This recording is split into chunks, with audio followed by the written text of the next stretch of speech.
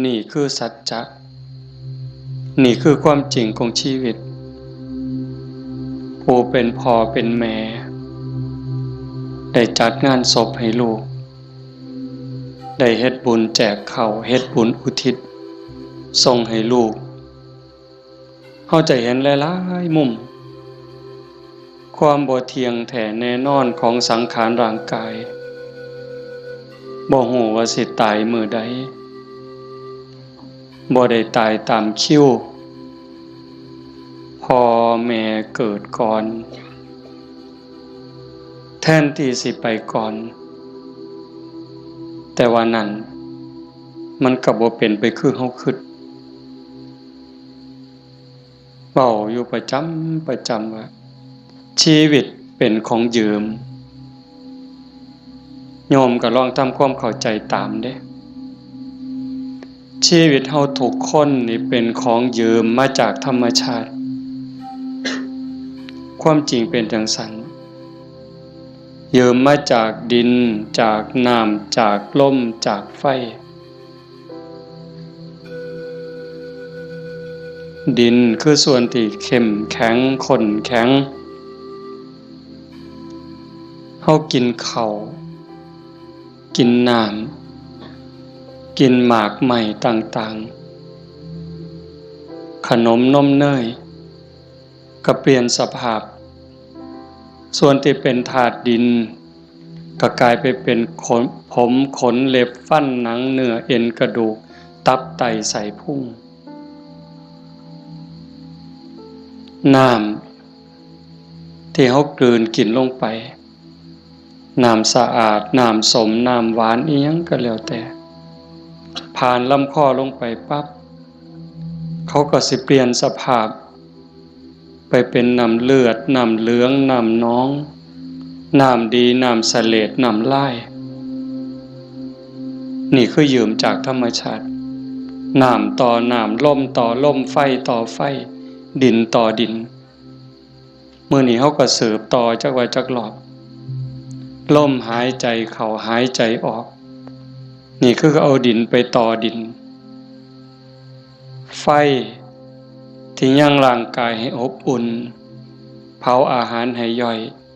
เฮ็ดร่างกายให้สุดโทรมเขาก็ทำหน้าที่ของเขาจังซี่ไฟก็สืบต่อกันไปเรื่อยๆลมก็สืบต่อกันไปเรื่อยๆถ้าส่วนใดส่วนหนึ่งเขาหยุดการทำงานชีวิตก็จบเพียงแค่ติดขัดธาตุดินธาตุน้ำธาตุลมธาตุไฟอันใดอันหนึ่งเพียงแต่เขาติดขัดของเล็กน้อยเฮาก็ป่วยเห็นบ่เฮาก็เกิดเจ็บป่วยขึ้นมาทันทีจังซั่นชีวิตเป็นของบ่ยั่งยืนความตายเป็นของยั่งยืนชีวิตเป็นของบ่เที่ยงความตายเป็นของเที่ยงแต่อาตมาเห็นญาติโยมได้ตั้งอกตั้งใจส่วนหนึ่งก็ดีใจนำคันสิว่าเสียใจก็แม่นอยู่ในส่วนที่ต้องจากกันไปโดยบ่มีมื้อกลับมาแต่ว่าในส่วนดีใจก็คือเห็นพี่เห็นน้องเห็นญาติเห็นโยมเข้าใจในเงื่อนไขของชีวิตว่ามันเกิดมาแล้วมันเอาความเจ็บมานำเอาความเฒ่าความแก่มานำเอาความพลัดพรากเอาความผิดหวังมานำแล้วสุดท้ายก็เอาความตายมาพร้อมในเมื่อญาติโยมเข้าใจจังซี่เฮาก็บ่ประมาทเผาปั๊บเก็บดูกเก็บอัฐิเฮาก็ถือโอกาสทำบุญอุทิศเลยบ่ในใจอาตมาก็สนับสนุนจริงๆการทำบุญอุทิศเลยนั้นเป็นการทรงอย่างเร็วให้ได้ใส่ได้สอยจริงๆมันก็บ่ต้องลงทุนลงแรงใส่เงินใส่ทองอีหยังหลายหลวง แล้วก็บ่แม่นเฮ็ดเทื่อนี้กันแล้วโยมสามารถเฮ็ดได้ซุมื้อนี่เว้าถึงการเฮ็ดบุญเด้คันเฮาบ่เข้าใจเพิ่นก็เฮ็ดถือของเพิ่นอยู่ปู่ย่าตายายแต่ว่าบางเทื่อมันโดนโพดอันนี้เฮาเว้าแบบตาบ่เห็นแต่เว้าด้วยเหตุผลคำสอนของศาสนาถ้าสมมติว่าผู้ที่ตายจากโลกนี้ไปตกทุกข์ได้ยากลำบากลำบนรอคอยกองบุญกองกุศลจากญาติผู้อยู่เบื้องหลังเฮาก็ว่าแต่บ่พร้อมบ่ทันมีเงินบ่ทันพร้อมถ้าปีหน้าก่อนถ้าปีฮื้อก่อนเป็นจังได๋พอเฮาบ่แน่ใจว่าผู้จากไปนั้นไปไสบุญก็มีบาปก็มีเพิ่นก็คือเฮาก็คือเพิ่นโยมก็คืออาตมาก็คือโยมบ่ต่างกันเด้บาปบุญเกิดจากความคิดเกิดจากคำเว้าเกิดจากการกระทำที่ถึงพร้อมด้วยเจตนาบางเทื่อก็ดีบางเทื่อก็ร้ายบางเทื่อก็ผิดบางเทื่อก็ถูกเฮาบ่สามารถสิยับยั้งตนเองได้ในคราวที่ใจดีด่าก็บ่เครียดเคยเป็นบ่โยมในคราวที่เฮาใจดีไผสิด่าก็บ่เครียดสิตีก็บ่เครียดแต่คราวที่หงุดหงิดหนหวยยิ้มใส่ดีๆเฮาก็หงุดหงิดเขาเว้านำดีๆก็หาเขาเว้าใส่หาว่าเขาย่อเย้ยนั่นคือจิตเศร้าหมองจิตบ่เป็นปกติจังสันชีวิตมันจังมีผิดมีถูกมีบุญมีบาปมีดีและบ่ดีในเมื่อจากไปเฮาก็บ่แน่ใจว่าผู้จากไปนี่ไปไสขันบ่ทันถึงความเป็นพระอริยเจ้าชั้นโสดาบันขึ้นไปนรกก็มีสิทธิ์เปรตก็มีสิทธิ์อสุรกายก็มีสิทธิ์สัตว์เดรัจฉานก็มีสิทธิ์มนุษย์ก็มีสิทธิ์เทวดามีสิทธิ์พรหมมีสิทธิ์จังซั่นถ้าเฮารอคอยไปเป็นเดือนเป็นปีหรือหลายปีถ้าเกิดญาติบุคคลอันเป็นที่รักที่จากไปตกทุกข์ได้ยากได้พบใดภูมิใดก็แล้วแต่รอคอยบุญกุศลที่ผู้อยู่เบื้องหลังสิเป็นพ่อแม่พี่น้องสามีภรรยาลูกเต่าเราหลานส่งไปให้บ่เฮ็ดบ่ส่งล่ะสิเป็นแนวใดทุกข์แล้วก็ทุกข์อีกทรมานแล้วก็ทรมานอีกแต่คันเฮาส่งบุญปั๊บคันตกทุกข์ได้ยากลำบากลำบนเฮ็ดบุญถูกเฮ็ดบุญแม่นตามคำสอนพระพุทธเจ้าผลบุญนั่นก็ส่งทันทีซอยเหลือทันทีคันดีอยู่แล้วมีความสุขอยู่แล้วก็ย่อมได้รับหลายยิ่งขึ้นสำบายยิ่งขึ้นมีความสุขยิ่งขึ้นกับเปรียบกับคือคนเฮาเนี่ยจากบ้าน บางเทื่อบ่ได้ตั้งตัวบ่ได้ตั้งใจคิดว่าแต่สิไปทางหน้ามันสิดีทุกข์ปั๊บจากบ้านไปตกหม้องทุกข์ยากลำบากงานก็หนักของกินก็บ่มีน้ำก็ยากข้าวก็ยากบ่อนหลับบ่อนนอนเสื้อผืนหมอนใบหกเหี่ยบ่สะอาดอากาศบ่ถ่ายเทเป็นแนวใดญาติพี่น้องก็บ่มีเงินฝากส่งไปซอยก็บ่มีนั่นก็คือทุกข์ต่อไปแต่คันถ้าบุญเจ้าของก็เฮ็ดไว้พอสมควรสร้างไว้ทำไว้จากโลกนี้ไปปั๊บก็คือไปสู่ที่ดีไปต่างบ้านต่างเฮือนบ่อนอยู่ก็ดีบ่อนนอนก็ดีบ่อนกินก็ดีอาหารการกินบ่อึดบ่อยากอยู่ในสถานที่ที่สะดวกสบายน้ำซ้ำพี่น้องก็ฝากเงินไปให้ส่งเงินไปให้กินบ่ไหวใส่บ่หมดนี่คือเหตุผลบอกญาติโยมทั้งหลายไว้บ่ต้องเสือทันทีแต่เฮาพิจารณา เฮ็ดโลดก็บ่แม่นว่าสิต้องเฮ็ดบุญแจกข้าวแบบยิ่งใหญ่เด้เฮาตักบาตรอันนี้ก็อุทิศคือกันเด้สมมุติว่าคือมื้ออื่นนี่มื้อแลงคือตอนนี้บ่มีหยังนิมนต์ครูบาอาจารย์เพิ่นมาสวดมนต์ปกติฮอดมื้อเช้าก็ทำบุญตักบาตรแล้วก็อุทิศบุญกุศลไปถึงอันนี้ก็ซ้ำแจกข้าวใส่บาตรหน้าบ้านหน้าเฮือนอันนี้ก็ซ้ำแจกข้าวไปจังหันไปเพ่นอันนี้ก็ซ้ำแจกข้าวอาตมาเว้ายืดยาวซื่อๆแต่ว่าคันโยมเฮ็ดโยมตั้งใจยามแลงกินข้าวแลงแล้วก่อนหลับก่อนนอนผู้เป็นลูกเป็นหลานเด้ผู้เป็นสามีเด้ก่อนหลับก่อนนอนไหว้พระอรหังสัมมาสวากขาโตสุปฏิปันโนเนี่ย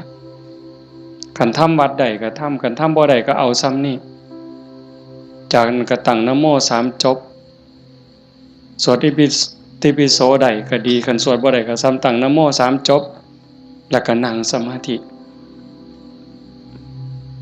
ตั้งใจนั่งสมาธิคือเฮาเฮ็ดอยู่ตอนนี้สงบจิตสงบใจยืดกายตรงดำรงสติให้มั่นเฉพาะหน้าหายใจเข้าหูหายใจออกหูสิใส่พุทโธก็ได้ยุบหนอพองหนอก็ได้คือบ่ต้องใส่หยังบ่ต้องว่าอันใดบ่ต้องคิดอันใดมีสติหูเพียงแค่ลมเข้าลมออกลมหายใจเข้ามันกระทบที่ปลายจมูกผู้บางคนกระทบที่ริมฝีปากผู้บางคนลมชัดเจนที่ซ่านดังลมเข้ามันสิเย็นจักหน่อยลมออกมันสิอุ่นจักหน่อยเฮาก็หูอยู่ซ้ำนั้นหลับตาเบาๆเฮ็ดใจสบายหายใจเข้าหูหายใจออกหูได้5 นาที10 นาทีคันยิ่งหลายเท่าใดแห่งจะดีได้จัก30 นาทีโยมลองเบิ่งเด้มันเป็นบุญยอดบุญที่เว้าเนี่ยคันเฮาสิเฮ็ดบุญแจกข้าวตามธรรมเนียมตามประเพณีเหตุข้องที่บ้านเมืองเพิ่นพาเฮ็ดเลี้ยงเหล้าเลี้ยงยาขาหมูขางัวจ้างหนังจ้างหมอลำหมดเป็น400,000 500,000เว้าซื่อๆหมดเงินเป็น400,000 500,000แบบว่ามาเลี้ยงหนังจ้างหนังจ้างหมอลำเลี้ยงเหล้าเลี้ยงยาหมดเป็น400,000 500,000บ่ได้บุญหลายซ้ำนั่งสมาธิ5 นาทีสำดอกไม่ออกด้วยเหตุผลของธรรมความเป็นจริงที่องค์สมเด็จพระบรมศาสดาสัมมาสัมพุทธเจ้าสอนไว้หมดเงิน400,000 500,000หรือหมดเป็นล้านบ่ได้บุญหลายซ้ำนั่งสมาธิ5 นาทีเด้1บุญเกิดกับเฮาโยมเฮ็ดบุญเฮ็ดหยังก็ตามเสียบุญอุทิศให้โยมไม่ออกท้องใบมื้อนี้คือกันบุญนั่นต้องเกิดกับโยมก่อนเกิดขึ้นกับจิตกับใจกลายเป็นสมบัติของโยมทุกคนซะก่อนแล้วก็จังอุทิศไปถึงบุญบ่มีโตแต่มันก็มีอานุภาพบาปบ่มีโตแต่ก็มีคุณภาพมีอานุภาพบุญส่งเสริมให้เกิดความสุขเกิดความสะดวกสบายเกิดความเจริญรุ่งเรืองในชาตินี้ในชาติหน้าได้สมหวังดังใจอันนั้นย้อนบุญบาปตามเผาผลาญเผาล้นให้เกิดความทุกข์ความเดือดร้อนความทุกข์ความเดือดร้อนในบ้านในเฮือนในชีวิตในครอบครัวเฮ็ดให้เกิดความผิดหวังนั่นให้โยมเข้าใจว่าผลของบาปทั้งหมดแต่สิ่งเฮ็ดให้เกิดความสุขเกิดความสบายอกสบายใจลูกดีผัวดีเมียดีขาทาสบริวารคนรอบข้างเป็นคนดีมีศีลมีธรรมไว้เนื้อเสื่อใจสุขภาพแข็งแรงอายุมั่นคนยืนบุญทั้งหมดเฮาสิเฮ็ดบุญอุทิศให้ญาติให้ผู้ใดก็แล้วแต่บุญต้องเกิดกับจิตกับใจเฮาก่อนคือกันกับเฮาสิเอาขนม เอาเงินเอาทองเสื้อผ้าหนาแพร่เครื่องใส่ไม้สอยหยิบยื่นให้คนที่เฮาอยากให้สิเป็นไผก็ตามที่เฮาอยากให้เพิ่นเฮาก็ต้องมีของสิ่งนั้นในมือเป็นกรรมสิทธิ์เด็ดขาดของเฮาจะเอาขนมให้เอาเงินให้เอาหมักไม้ให้พ่อแม่พี่น้องลูกเต้าเหล่าหลานเฮาต้องมีขนมมีเงินมีทองมีหมักไม้เป็นสมบัติส่วนตัวเป็นกรรมสิทธิ์ของเฮาโดยเด็ดขาดจังสิสามารถหยิบยื่นให้ลูกให้หลานให้พ่อแม่พี่น้องบุคคลที่รักจังสิได้บุญคือกันต่างกันกับแก้วแหวนเงินทองบักไม้บักไหลจักหน่อยคือแก้วแหวนเงินทองบักไม้บักไหลนั่นเฮาให้แล้วมันหมดให้แล้วมันหมดแต่ว่าบุญนี่แห่งให้แห่งได้แห่งให้แห่งหลายแล้วก็บ่จำเป็นจะต้องยุ่งยากอีหยังหลายเป็นหยังจังเว้าหลายแต่บุญเนี่ยเพราะว่าบุญมันเป็นที่เพิงพระพุทธองค์เพิ่นบอกว่าปุญญานิปะละโลกัสสมิงปฏิทาหนติปานินังเพราะเหตุว่าบุญนั้นเป็นที่พึ่งของสัตว์ทั้งหลายในโลกนี้ในโลกหน้าพร้อมทั้งโลกต่อไปชี้แจงอีกนิดนึงบุญเป็นสื่อของความสุขความดีความงามความโล่งโปร่งเบาความสบายอกสบายใจ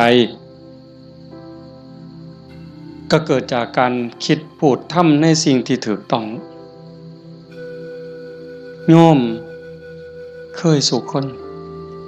เฮาคิดถูกต้องแล้วเว้าถูกต้องเฮ็ดถูกต้องสบายใจมีความสุขมีความเอิบอิ่มเฮาสบายใจแล้วยิ่งมันเป็นประโยชน์กับตัวเฮาเป็นประโยชน์กับพ่อแม่พี่น้องกับผัวกับเมียกับลูกกับหลานยิ่งเป็นประโยชน์กับคนหลายเท่าใดเฮาก็ยิ่งภูมิใจเท่านั้นนั่นคือบุญหลายเห็นปัจจุบันก็คือความสุขใจความปราบปลื้มใจความยินดีความเอิบอิ่มชาติหน้าเด้นำไปสู่สวงสวรรค์นำไปสู่พรหมขันบุญหลายได้เนี่ยใส่บุญกินบุญอยู่ทั้งสวรรค์ทั้งพรหมโดนปันใดน่านปันใดนั่นก็ขึ้นอยู่กับกำลังของบุญที่สร้างเมิดเวลาจากสวรรค์หรือจากพรหมกลับมาเกิดเป็นคนอีกขันกำลังบุญที่เฮ็ดที่ทำไว้มันหลายแม่นกลับมาเกิดเป็นคนอีกเถื่องามหน้าตาดีผิวพรรณดีสวดทรงดีสุ่มเสียงดี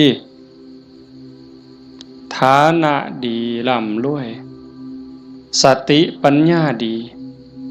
โรคภัยไข้เจ็บหน่อยอายุยืนไปไสก็มีคนหักมีคนนับหน้าถือตา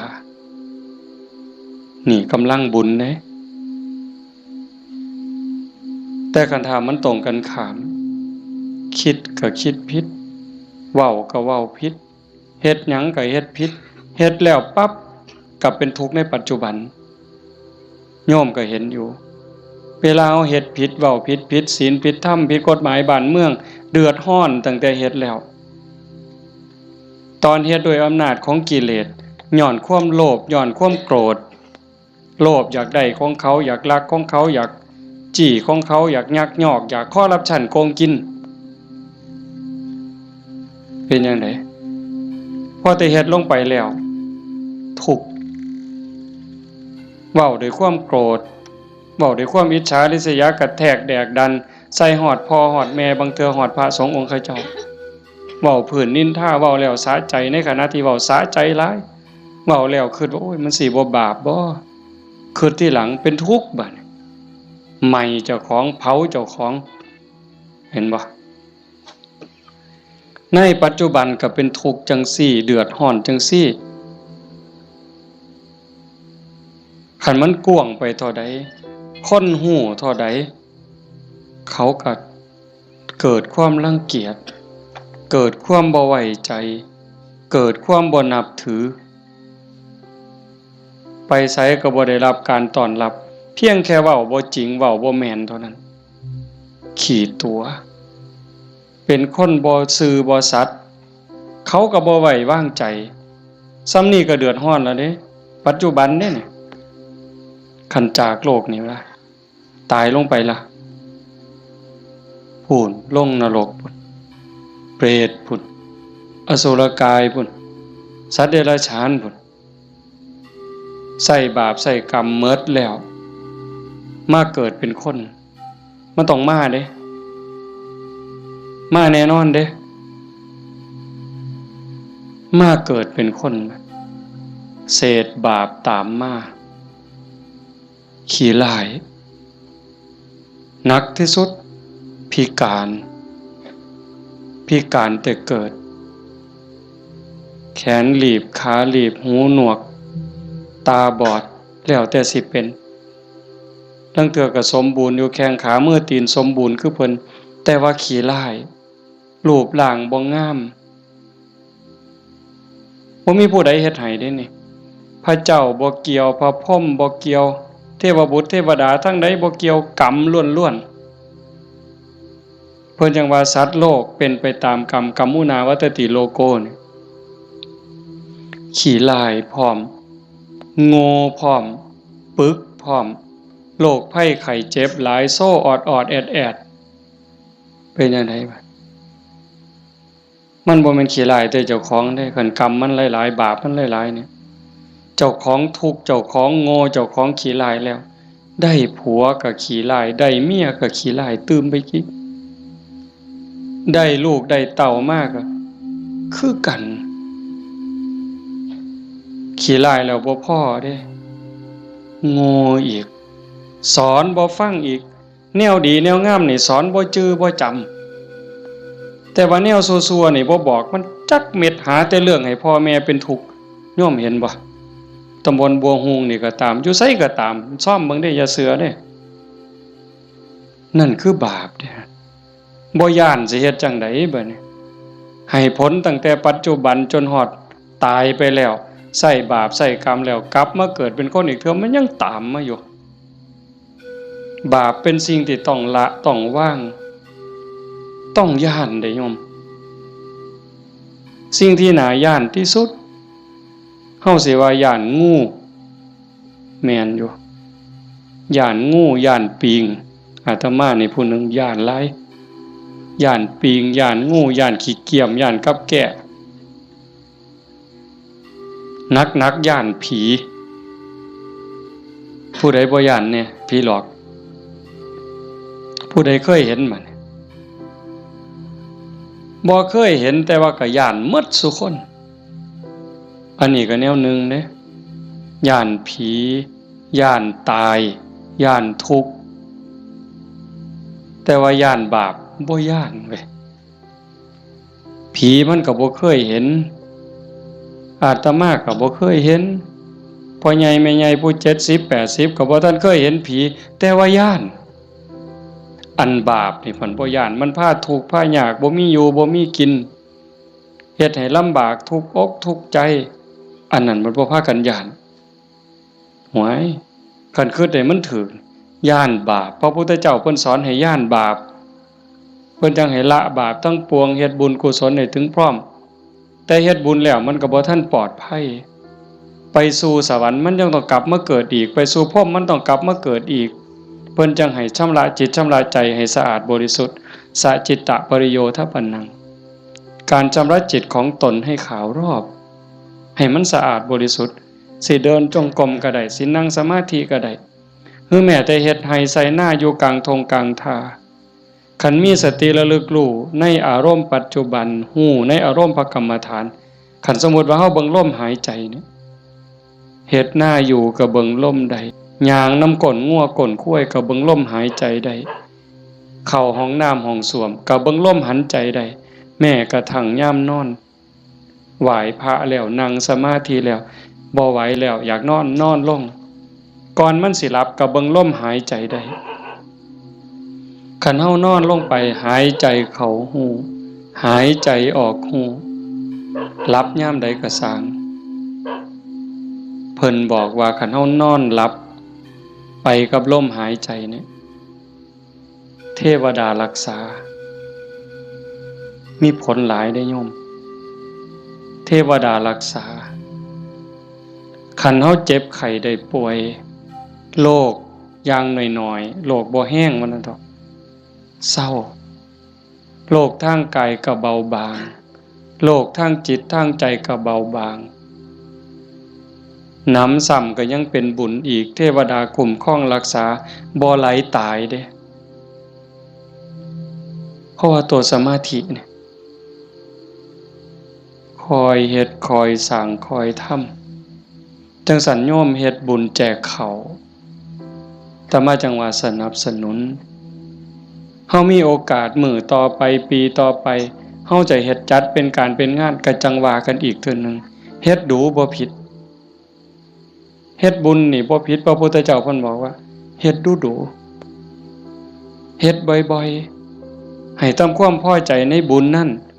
เพราะการสั่งสมสะสมเอาไว้ซึ่งบุญนำสุขมาให้เฮ็ดดูบ่ผิดบุญแต่ว่าบาปอย่าเฮ็ดเพราะมันทุกข์มันเดือดร้อนฉะนั้นเฮาตั้งใจพาพี่พาน้องเฮ็ดบุญเนี่ยเห็นลูกหลานเด็กเล็กเด็กน้อย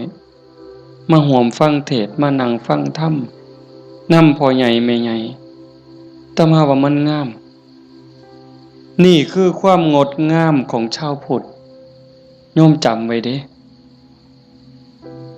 พาเขามาส่วนเขามามื้อวันเสาร์วันอาทิตย์ส่วนเขาไปวัดไปใส่บาตรไปจังหันผู้ชายก็ให้หัดประเคนพระเขาเฮาสิได้ลูกดีหลานดีอาศัยผู้อื่นบ่ได้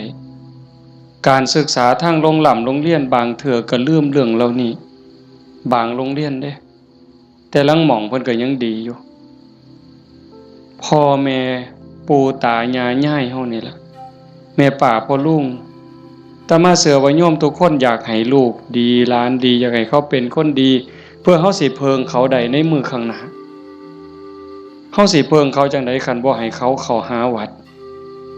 บ่ให้เขาไก่ศีลไก่ธรรมไก่วัดไก่ว่าไก่พระสงฆ์องค์ข้าเจ้าเขาบ่มีจิตใจที่อ่อนน้อมอ่อนโยนบ่ฮู้จักบุญจักบาปสิดีได้จังได๋นี่ดีใจจังวะเฮาพาลูกพาหลานมานั่งฟังธรรมเนี่ยเขาฮู้อยู่เด้เขาเข้าใจในบางเรื่องบางอย่างอยู่อย่างน้อยๆเขาก็รู้สึกว่าเขาเป็นบุญเป็นสิริเป็นมงคลมีเหลืออย่างเดียวโยม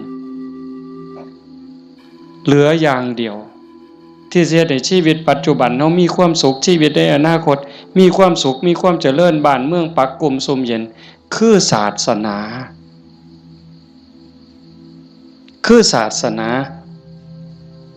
เรื่องกฎหมายนี่โยมเลิกยังเพิงบ่ได้ 100% ยิ่งพวกนักการเมืองสสต่างๆเศร้าเว้านำเลยพวกนั้นเพิงบ่ได้เข้าหาประโยชน์ใส่ตัวเขาต่างหากหักเข้าจริงๆบ่เป็นพี่เป็นน้องเขาจริงๆบ่บ่มีดอกคันเขาหักเข้าจริงๆนะหักบ้านหักเมืองจริงๆเขาต้องเฮ็ดสวัสดิการให้เฮาได้หลายบ่ต้องเอาของมาแจกดอกบ่ต้องเอาเงินเอาทองเอาเขาเอาของมาให้เฮาดอกพูนเขาไปสภาพพุ่นนำความทุกข์ความเดือดร้อนเฮาไปเว้าเป็นเรื่องเป็นราวต่อสู้เพื่อให้เกิดความมั่นคงในการเป็นอยู่ของพี่น้องประชาชนแต่นี่เฮาบ่เห็นมีแต่ไปเถียงกันอยู่คนละมุมก็เถียงอย่างเดียวมุมนั้นเฮ็ดถูกกูก็สิเถียงเฮ็ดผิดก็สิเถียงเฮ็ดถูกก็สิเถียงนั่นคือเขาบ่ได้หวังประโยชน์กับเฮาแต่สิ่งที่เฮาเพิงได้คือศาสนาวัดว่าอารามครูบาอาจารย์หลวงปู่หลวงตามื้อใดครูบาอาจารย์บ่หวังดีกับเฮายามมื้อเช้า ไหว้พระทำวัดสวดมนต์กับแผ่เมตตาสัพเพสัตตาสัตว์ทั้งหลายที่เป็นเพื่อนทุกข์เกิดแก่เจ็บตายแผ่เมตตาแล้วก็กรวดน้ำอุทิศบุญกุศลบ่มีที่สุดบ่มีประมาณยามเช้ามาบิณฑบาตคือแม่โยมสิไปวัดไปจังหันไปเพลให้พรเพิ่นบ่ได้ให้เล่นเด้สัพพิติโยนั่นคือเอาจิตเอาใจเอาความหวังดีปรารถนาดีอุทิศให้ยิ่งได้เจริญสมาธิเจริญภาวนาจิตสงบจิตมีพลังโยมหูเองเนี่ยโยมทุกคนหูเองเนี่ยนั่งฟังอาตมาเว้ามานี่มัน30นาทีแล้วโยมฟังอาตมาเทศน์มา30นาทีคนที่ตั้งใจนั่งสมาธิฟังแต่แรกสิรู้สึกว่าตอนนี้กายเบากายโยมเบาใจโยมเบาใจมันสงบใจมันมีกำลังใจโยมเริ่มมีความสุขลึกๆเนี่ยพิสูจน์ได้ในคำสอนพระพุทธเจ้ามันบ่ได้ล้าสมัยอีกยังท่านสมัยล้ำสมัยไปอีกล้านปีพุ่นโยมเป็นพยานเด้อาตมาบ่ได้เว้าเอาเองเด้ทุกคนที่นั่งสมาธิฟังธรรมน้อมจิตน้อมใจลงสู่กระแสธรรม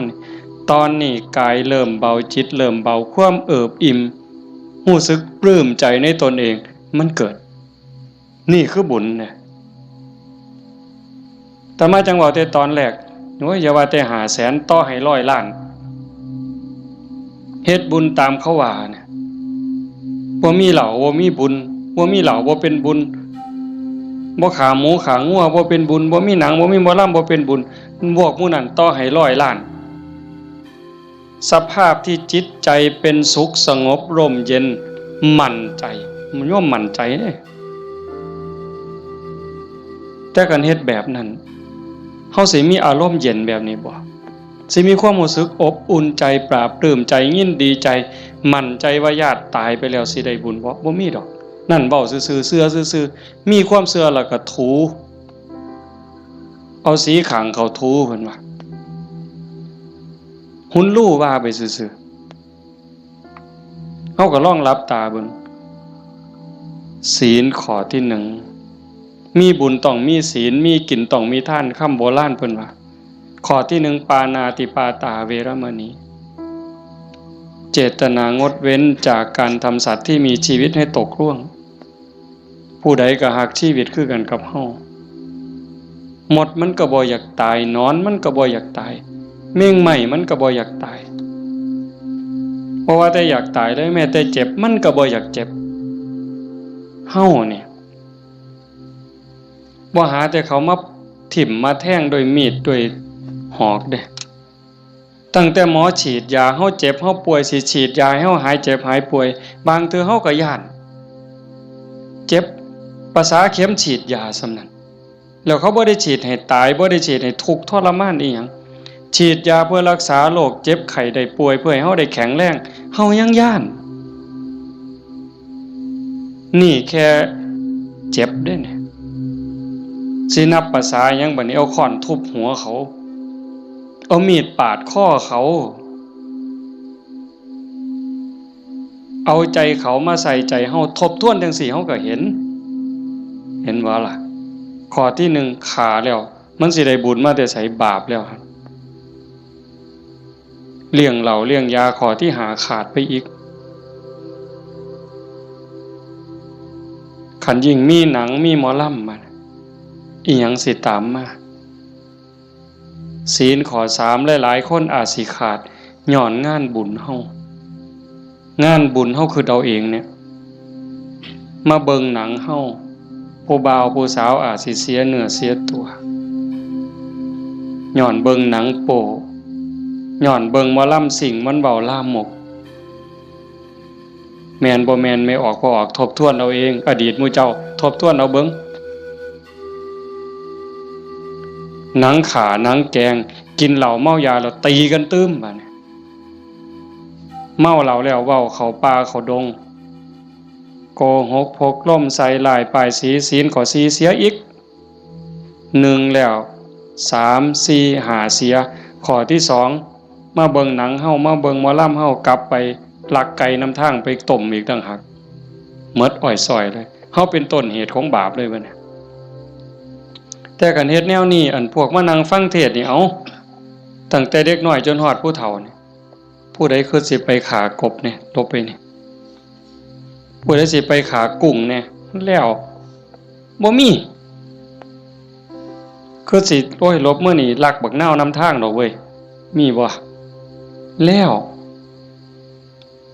สิไปผิดผัวผิดเมียเขาดอกคิดก็บ่กล้าเฮาเชื่อมั่นแล้วเด้บาปมีบุญมีชาติหน้าชาติก่อนมีนรกสวรรค์มีเฮ็ดดีๆจริงเฮ็ดชั่วๆจริงผู้ใดเฮ็ดอันใดได้อันนั้นหว่านพืชเช่นไรได้ผลเช่นนั้นเห็นบ่สิไปผิดผัวผิดเมียไผมันสิไปกล้าซั่นบ่สิไปเว้าตัวคนสิไปยู่ให้คนผิดกันสิไปเว้าปากพล่อยๆมาสิกล้าบาปมันอยู่นำเจ้าของเนี่ยเฮ็ดบาปก็ได้บาปเฮ็ดบุญก็ได้บุญมันอยู่นำเจ้าของนี่สิไปดื่มเสพเครื่องดองของเมาเฮ็ดให้เจ้าของเสียสุขภาพกายเสียสุขภาพจิตเสียเงินเสียทองเฮ็ดให้ขาดความเคารพนับถือเฮ็ดให้เด็กน้อยมันดูหมิ่นดูแค้นเฮาบ่แม่นคนโง่ปานนั้นเห็นบ่เฮาเห็นสภาพบุญเด่นๆอยู่จังซี่ไม่เป็นตาภูมิใจอะโยมคันสิเว้าเนาะคันบุญโยมบ่หลายเนี่ยโยมบ่ได้เกิดเป็นคนบ่ได้เป็นมนุษย์คันบุญบ่หลายพ่อบ่ได้เกิดเป็นคนไทยดอกโยมบ่ได้เกิดในผืนแผ่นดินไทยบ่ได้เกิดใต้ร่มใบบุญของนายหลวงเด้บุญบ่หลายพ่อบ่ได้นับถือพระพุทธศาสนานับถือพุทธศาสนาแล้วบุญบ่หลายพ่อบ่ได้เกิดในบ้านที่มีวัดมีครูบาอาจารย์เอิ้นเข้าหาศีลหาธรรมบ่มีกัลยาณมิตรบ่มีพี่มีน้องที่ฮักศีลฮักธรรมนำกันบ้านโน่นตุนเฮาก็สิบ่ใหญ่ปานใดจักหลังคา85คันเฮาบ่ฮักศีลฮักธรรมคันบุญบ่หลายเฮาบ่มาโฮมกันหลายปานนี้หลายคนก็อาจสิล้าสิเมื่อยตั้งแต่โยมไม่ออกท่องใบเพิ่นจากไปมางานศพมื้อนี้ก็หมดมื้อวานก็หมดมื้อเอาไปเผาเฮ็ดเวียกเฮ็ดงานแหน่ยามกลางคืนมาก็มาฟังครูบาอาจารย์เพิ่นสวดมนต์มานั่งเป็นหมู่เป็นพวกกันยามกลางเว้นก็ไปเฮ็ดเวียกเฮ็ดงานมื้อนี้มาโฮมกันได้ปานนี้ห่อขนมข้าวต้มถามว่ามันล้าบ่เมื่อยบ่เมื่อยเด้แต่เฮาก็กัดแขวกัดฟันมานั่งฟังเทศน์มาร่วมเอาบุญนำกันให้ทุกคนเข้าใจว่าทุกคนคือเจ้าภาพบ่แม่นแต่พ่อแม่กับสามีกับลูกหลานเด้ทุกคนคือเจ้าภาพอาตมาก็คือเจ้าภาพผู้หนึ่งเจ้าภาพอันใดเฮามาร่วมบุญสร้างบุญร่วมกันพระพุทธเจ้าเพิ่นบอกว่าเฮาทุกคนเนี่ยโยมเคยตกนรกมาเมื่อเคยเป็นเปรตเป็นอสุรกายเป็นสัตว์เดรัจฉานเป็นเทวดาเป็นพรหมเป็นมนุษย์เกิดมานับชาติบ่ถ้วนเปรตลิงเล่ไล่แมงใหม่ที่มันตอมหลอดไฟกบเขียดตั้งแต่นรกอเวจีไปไล่ตั้งแต่นรกจนไปถึงภวคพรหมบ่มีสัตว์โตใดบ่มีจิตวิญญาณดวงใดที่บ่เคยเกิดเป็นพ่อเป็นแม่เป็นพี่เป็นน้องเป็นผัวเป็นเมียเป็นญาติร่วมสายโลหิตเฮาเคยมาหมดแต่ว่าเฮาบุญหลายชาตินี้เนื่องจากว่าชาติก่อนๆพบก่อนๆเฮาเคยมีศีล5มีกุศลกรรมบท10ที่สร้างไว้ทำไว้พอสมควรจังส่งผลให้เฮาได้เกิดมาเป็นคนมาเป็นมนุษย์ผู้มีศีลละเอียดให้ทานไว้ดีรักษาศีลไว้ดีเจริญสมาธิไว้ดี รูปร่างหน้าตาผิวพรรณฐานะสติปัญญาจังดีจังงามกลัวกันเป็นขันเป็นตอนนั่นคือพลังบุญของเจ้าของจังสันโยมไม่ออกท่องใบสาสังที่เพิ่นจากไปตะมาว่ากลับบ้านเก่าบ่ได้ตายดอกเมื่อบ้านเก่าอีหยังเมื่อบ้านเก่าดินเมื่อบ้านเก่าลมเมื่อบ้านเก่าไฟเมื่อบ้านเก่าน้ำเมื่อบ้านเก่าเพราะว่าเฮายืมเขามายืมจากธรรมชาติยืมจากดินน้ำลมไฟมาปั่นเป็นเนื้อเป็นตัวเมื่อเวลาเขาก็มาเอาขึ้นโยมเคยยืมเสียมไทบ้านบ่เคยยืมเสียมเคยยืมมีดเคยยืมบักจกเคยยืมขอดหน่อยเคยยืมขาดบ่ยืมเพิ่นมาเนี่ยสิสัญญาก็ตามบ่สัญญาก็ตามลางเทื่อเฮาสัญญาว่ายืมไปจักมื้อเนี่ยแต่เฮาเอามาเพิ่นก็ว่าเอาไปซะเอาไปใส่จักมื้อก็เอาไปตอนนั้นเพิ่นบ่ทันจำเป็นถ้าเกิดเฮาเอามาฮอดเฮือนปั๊บเพิ่นเกิดมีเรื่องจำเป็นขึ้นมาด่วนๆเพิ่นมาเอาขึ้นโอ้ข่อยเอามาเฮ็ดซะก่อนเด้อข่อยจำเป็นแล้วเฮาก็ว่าโอ้ยข่อยยืมของเจ้ามาตัวเฮาสิไปว่าจังได๋ต่อรองจังได๋บ่ได้เด้มันของเพิ่นคือยืมเงินยืมทองเขานี่แหละยืมมาใส่หนี้บ่ยืมมาซื้ออยู่ซื้อกินหยังก็แล้วแต่ฮอดวันเวลาบางเทื่อบ่ทันฮอดยิ่งบ้านนอกเฮายืมแบบพี่แบบน้องบ่ได้สัญญาอีหยังกันพ่อหน้ายามใดเพิ่นก็ทวงลางเทื่อเพิ่นบ่ทวงเฮาก็เกรงใจอันนี้ก็ยังพอเว้ากันได้แต่กับพญามัจจุราชต่อรองแนวใดพญามัจจุราชบ่เห็นแก่เงินค่ำแม่นสิมีเงินกือไทยเอาบ่มีได้บ่สนไต่โตบ่สนผู้ใดมีอำนาจนายพลนายพันเจ้าใหญ่นายโตพระสงฆ์องค์เขาเจ้าคุณสมเด็จบ่งึดบ่สนใจซ้ำบ่เกรงใจอีกซ้ำขันบาปหลายก็โยนนรกโลดขันบุญหลายก็ไปตามทาง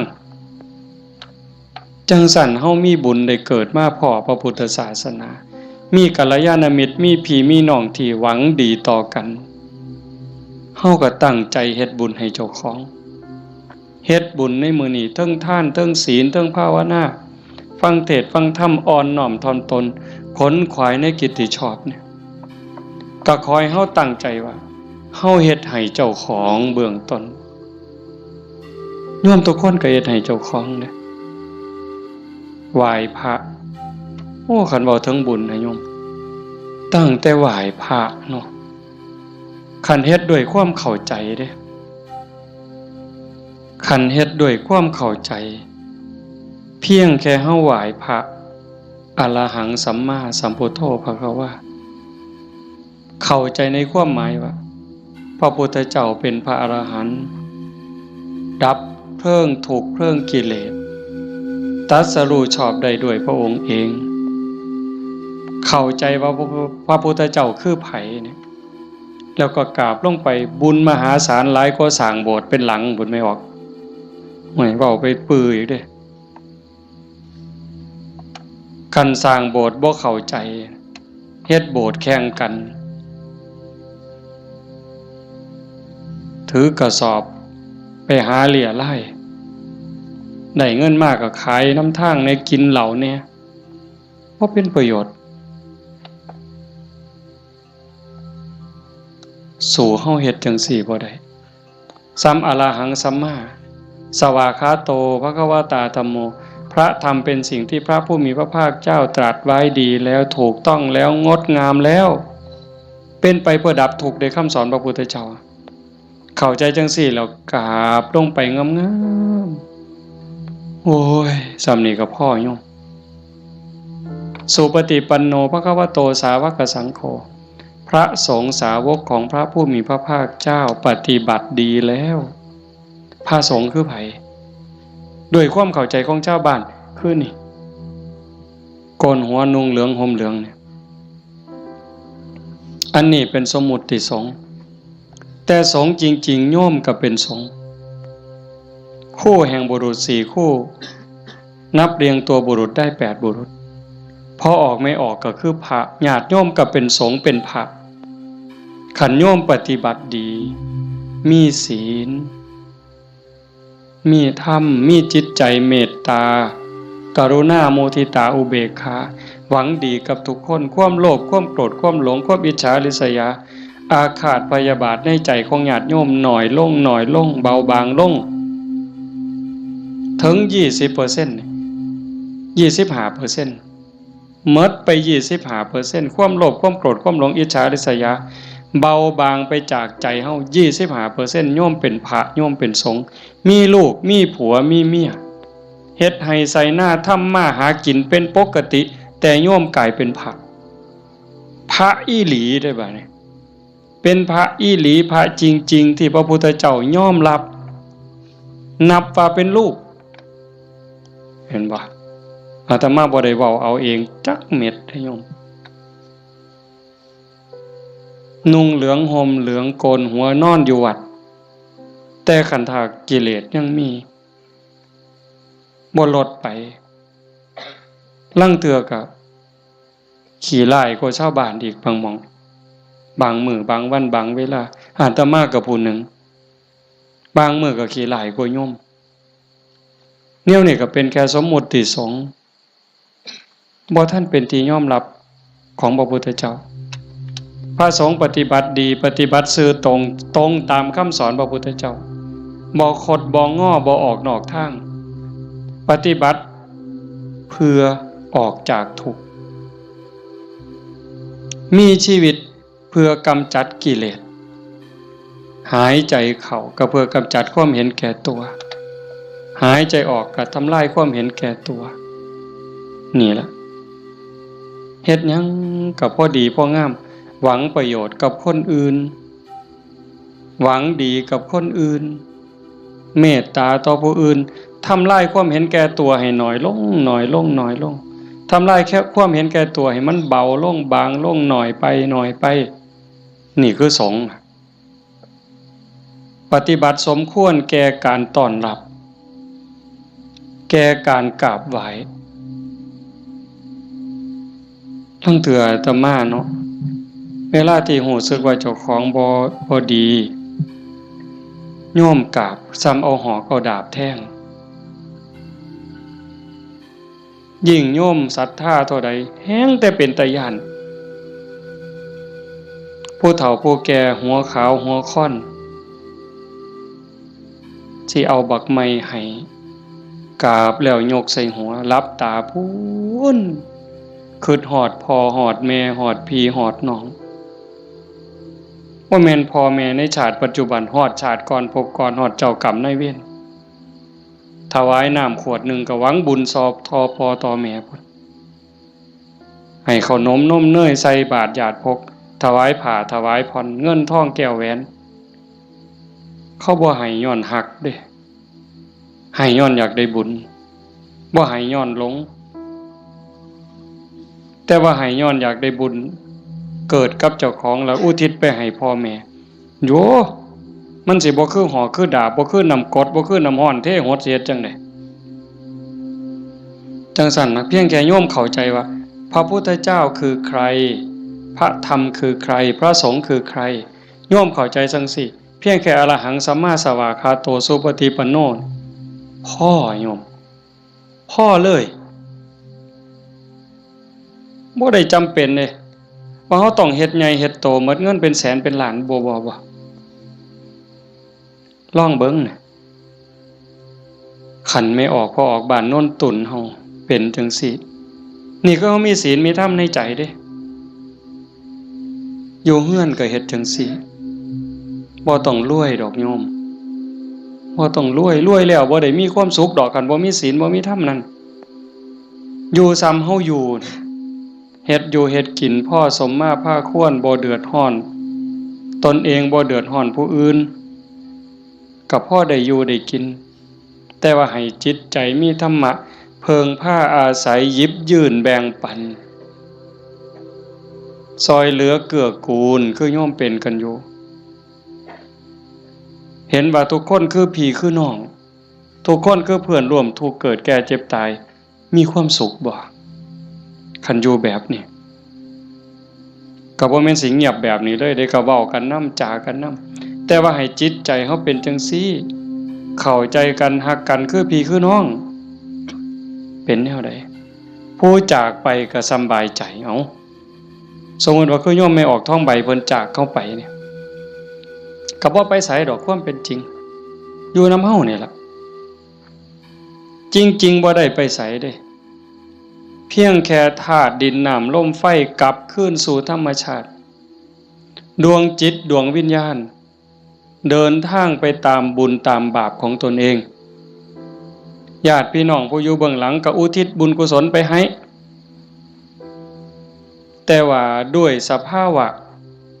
ความผูกพันความเป็นลูกเพิ่นเป็นลูกของพ่อใหญ่ท้องม้าแม่ใหญ่ที่พ่อแม่ก็สิ้นไปแล้วแม่นบ่อ๋อเฮาตั้งใจเฮ็ดบุญอุทิศไปนำเนาะแต่มาเข้าใจผิดเอาก็บ่เป็นหยังพ่อใหญ่ท้องม้าแม่ใหญ่ที่คือกันที่เฮาว่าจากไปเพิ่นก็บ่ได้ไปไสเลือดเนื้อเพิ่นอยู่นำเฮาแม่นบ่โยมไม่ออกท้องใบคือกันเพิ่นแบ่งเลือดแบ่งเนื้อมาเป็นโตเฮาเพิ่นก็อยู่นี้อยู่ในโตเฮานี้คำสอนคำสั่งคำบอก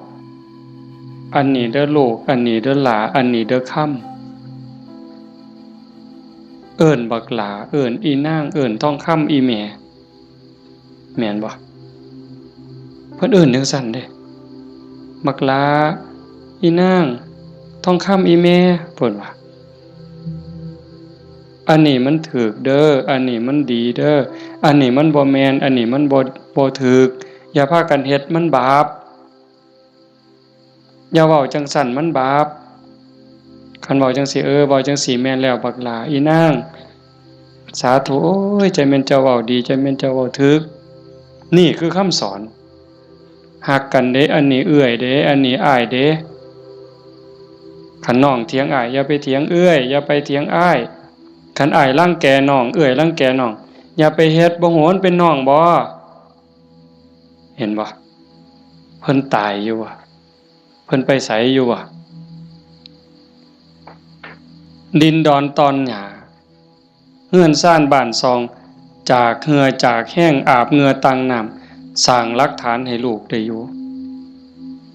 เป็นของเพิ่นบ่จังว่าคันคิดฮอดพ่อคิดฮอดแม่นั่นก็ฮักพี่ฮักน้องอยากให้พ่อแม่ได้กินข้าวกินน้ำนุ่งเสื้อผ้าหนาแพร่ดีๆงามๆคันแม่นพ่อแม่บ่อยู่นำเป็นเนื้อเป็นตัวแล้วก็เฮ็ดกับพี่กับน้องนั่นล่ะอยากเว้ากับพ่อแม่มวนๆก็เว้ากับพี่กับน้องนี่ล่ะเว้ากับป้ากับลุงมันคักแท้เด้โยมคันเฮาคิดให้มันเข้าใจนี่พ่อแม่บ่ไปไสปู่ย่าตายายบ่ไปไสแล้วทุกคนก็คือพี่คือน้องเข้าใจให้มันคักๆเข้าใจดีๆในคำสอนพระพุทธเจ้าประเสริฐที่สุดบ่มีศาสนาใดสิสอนความจริงความถูกต้องงดงามเกินพระพุทธเจ้าบ่มีผู้ใดสิฮักเฮาหวังดีต่อเฮาเกินพระพุทธเจ้าจังบอกคำสอนเอาไว้เพิ่นบ่บอกให้เฮาไปทำพิธีอันนั้นอันนี้ดอกอันนั้นบ่แม่นพิธีสะเดาะเคราะห์ต่อชะตาเสริมดวงพระพุทธเจ้าบ่สอนบ่แม่นเว้าดีต่อกันนี่พระพุทธเจ้าสอน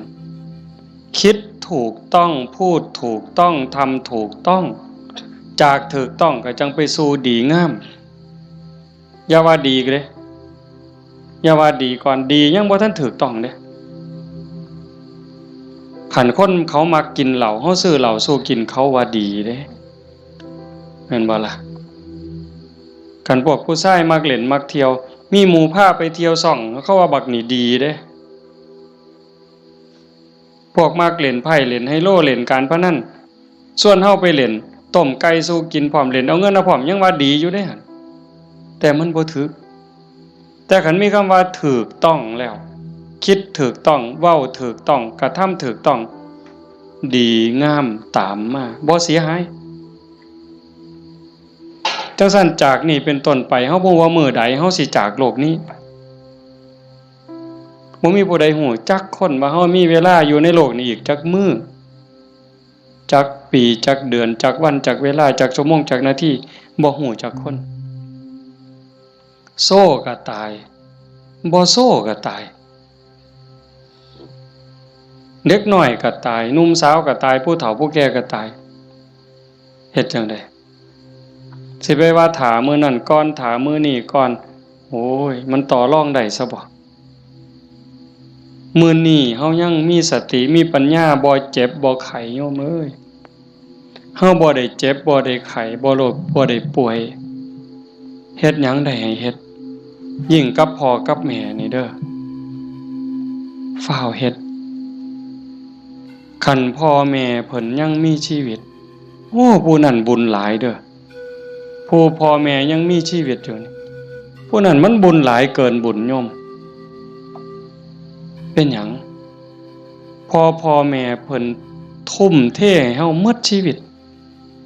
เป็นครูคนแรกเป็นเทวดาของบุตรเป็นพรหมของบุตรเป็นพระอรหันต์ของบุตรทุกสิ่งทุกอย่างที่พ่อแม่เพิ่น